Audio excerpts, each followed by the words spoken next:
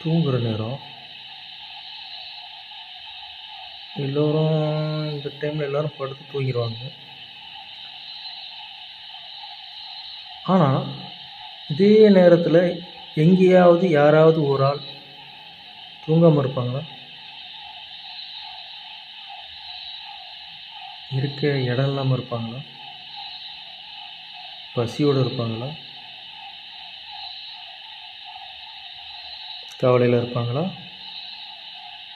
சந்தோஷத்தில் இருப்பாங்களா? நிறைய பேர் இருப்பாங்க. எல்லோருக்கும் ஒரே சூழ்நிலை இல்லை.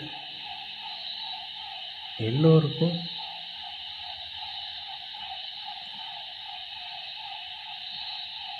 ஒரே மனநிலை இல்லை.